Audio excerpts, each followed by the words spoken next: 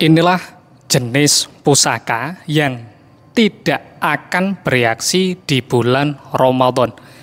Jangan sampai kamu memiliki pusaka jenis ini. Assalamualaikum warahmatullahi ta'ala wabarakatuh. Salam sejahtera bagi saudaraku semuanya. Salam dari saya, Ki Sabrang Alam.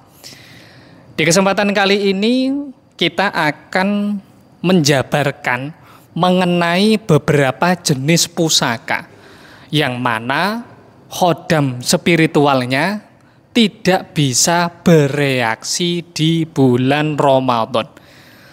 Perlu kita pahami, banyak keyakinan yang meyakini bahwasanya ketika di bulan Ramadan para jin, siluman dan lainnya ini dikerangkeng sama Gusti Pangeran.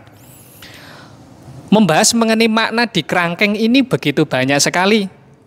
Ada yang menyatakan bahwasanya dikerangkeng ini merupakan dibelenggu agar tidak bisa memasuki ruhaniah seseorang guna mengganggu. Selain itu, kita juga harus memahami bahwasanya banyaknya sosok spiritual yang selama ini ada itu membantu kita secara ruhaniah. Hal ini dimaksudkan bahwasanya sosok-sosok tersebut masuk melalui peranan spiritual yang telah kita lakukan selama ini. Makanya jenis pusaka ini tidak akan bisa bereaksi selama bulan Ramadan dikarenakan titik ruhaniah dari pusaka tersebut yang mana berasal dari parewangan, berasal dari siluman, berasal dari lelembut, makhluk-makhluk semacam ini tidak mampu bereksistensi di bulan Ramadan. Yang pertama yaitu semua pusaka yang berasal dari parewangan. Kita memahami bahwasanya yang dinamakan pusaka ini bukan hanya berwujud keris, bukan hanya berwujud tombak, namun semua unsur benda yang diyakini di dalamnya mampu mewujudkan eksistensi energi spiritual, hal ini dinamakan pusaka. Jadi semua benda, apakah dalam hal ini, mohon maaf, berwujud gelang dan juga tasbih, jika gelang dan tasbihnya ini ternyata yang ada di dalamnya termasuk bagian dari lelembut parewangan, maka tidak akan bereaksi secara spiritual. Loh Kang, tasbih ini kan sesuatu hal yang sifatnya baik. Mengapa kok bisa di dalamnya ada parewangannya? Untuk wujud tasbihnya ini merupakan perlambang akan kebaikan. Saya setuju akan hal tersebut.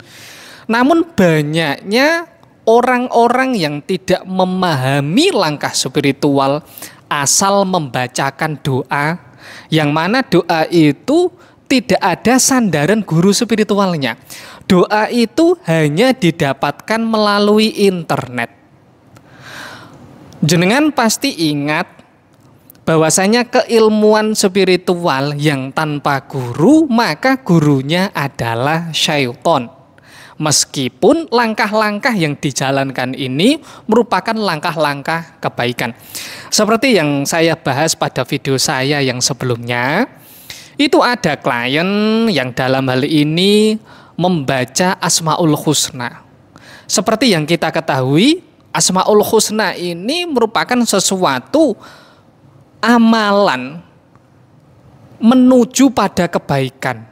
Namun karena kebaikan tersebut tidak ada sandarannya, maka yang ada ketika mengucapkan salah satu dzikir, contoh Ya Ghafar, ini merupakan dzikir yang bagus. Namun karena tidak adanya guru yang mengarahkan secara spiritual, yang masuk yaitu energi-energi keburukan. Makanya tradisi spiritual yang ada di Nusantara ketika akan melakukan sebuah keilmuan itu ada ijazahnya. Ijazah ini jangan disalahartikan. Ijazah yang dimaksudkan ini yaitu izin dari guru-guru spiritual yang nantinya nyambung dengan para guru sejati yang ada di Nuswantara. Makanya ketika jenengan dalam hal ini mohon maaf memiliki tasbih, memiliki gelang, memiliki benda-benda spiritual yang sifatnya bagus, namun ketika delalah kok jodohnya ketemu guru yang kurang baik, bisa jadi pusaka yang jenengan miliki ini ternyata yang ada di dalamnya yaitu sosok parewangan. Makanya saya seringkali mengatakan penyatuan ruhaniyah itu sifatnya wajib. Penyatuan ruhaniyah itu merupakan tata cara spiritual guna menyambungkan hati serta pikiran kita untuk nyambung sama guru. Guru ini yang akan menyambungkan sama hal-hal positif. Karena kita terkadang asal-asalan melakukan beberapa teknik spiritual, namun ternyata yang masuk itu bukanlah energi kebaikan. Kemudian yang kedua, yaitu semua pusaka yang berasal dari jin, setan, kober. Setan kober diyakini merupakan sosok raja jin yang ada di Nuswantara. Jenengan mungkin pernah dengar kisah-kisah mengenai keris setan kober yang dibawa oleh Arya Panangsang, yang mana pusaka ini ditujukan untuk membunuh, mengeksekusi dari Sultan Hadiwijaya. Kemudian selain itu ada kisah lainnya bahwasanya era-era Mataram kuno juga terdapat serat spiritual yang menceritakan mengenai setan kober. Setan kober ini diyakini merupakan sosok lelembut yang ada di Nuswantara. Memang secara spiritual kekuatannya ini maha dahsyat, maha mumpuni. Namun perlu diketahui, sedahsyat-dahsyatnya setan kober masih ada zat yang mengatur, yang mengendalikan, yaitu Gusti Pangeran. Jadi kalau saat ini jenengan memiliki pusaka setan kober, maka untuk sementara waktu tidak bisa dipergunakan selama bulan Ramadan. Kemudian yang ketiga yaitu semua pusaka yang tidak mengajarkan langkah manunggal. Manunggal itu apa toh Kang? Manunggal itu konsep penyatuan diri, konsep penyatuan hamba agar hati serta pikirannya tertuju kepada hal-hal kebaikan. Khususnya hati bisa menyatu dengan Gusti Pangeran.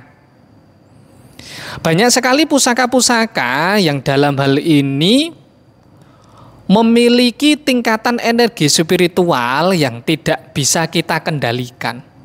Makanya ketika akan menggunakan sebuah pusaka diajarkan penyatuan ruhaniyah. Tujuannya agar ruhaniyah ini masih tertuju pada konsep kebaikan. Karena kita tidak menyadari ketika berdoa ternyata adanya jin lelembut yang nyamar. Karena kemarin itu ada guru yang katanya guru spiritual itu mengajarkan langkah nyeleneh dengan mendatangkan khodam Sunan Kalijogo. Hal ini merupakan pertanda spiritual mengenai penyimpangan spiritual yang terjadi. Penyimpangan spiritual ini terjadi karena zikir amalan yang tidak memiliki sanad guru spiritual. Akibatnya seperti ini.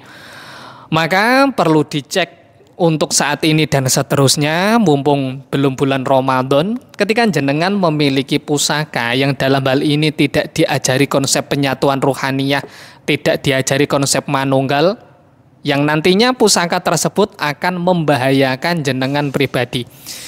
Kemudian ketika jenengan dalam hal ini memaksakan tetap menggunakan pusaka jenis ini, akibatnya apa sih Kang? Begini. Ketika jenengan menggunakan pusaka asmoro, ternyata pusaka asmoro ini menggunakan bantuan dari parewangan. Maka di bulan Ramadan, sosok-sosok parewangan ini kan dibelenggu. Hal inilah yang menjadikan energi spiritual yang masuk ke dalam pasangan Anda tiba-tiba hilang.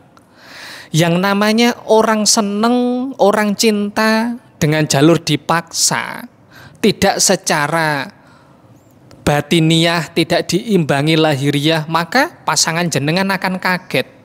Tiba-tiba yang sebelumnya seneng, yang sebelumnya sayang memutuskan untuk berpisah. Jenengan memiliki pusaka yang dalam hal ini tujuannya untuk penglarisan. Tiba-tiba pada waktu bulan Ramadan usahanya langsung sepi drastis. Jenengan memiliki pusaka yang tujuannya untuk masalah tender dan lainnya, tiba-tiba setelah ini tendernya pada hilang. Makanya untuk mengantisipasi akan hal tersebut, monggo saya persilakan bagi jenengan yang memiliki beberapa pusaka spiritual, dikaji secara spiritual terlebih dahulu.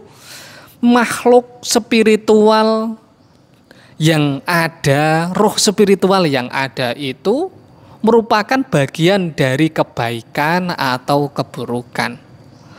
Jadi monggo saya persilahkan nanti bisa mampir dalam hal ini melalui website resmi saya, mistikjawa.com, mustikaalam.com, kisahberangalam.com, dan juga kalau ingin ngobrol sama saya, nanti saya sertakan nomor saya di bagian deskripsi. Nanti kita akan membahas mengenai peranan spiritual lainnya yang bisa jenengan tonton, yang bisa jenengan pelajari melalui YouTube Kisah Berang Alam. Kurang lebihnya saya mohon maaf jika dalam hal ini ada beberapa ucapan ataupun tindakan yang ternyata mengagetkan jenengan semuanya. Wassalamualaikum warahmatullahi taala wabarakatuh. Salam sejahtera bagi saudaraku semuanya. Salam dari saya, Ki Sabrang Alam.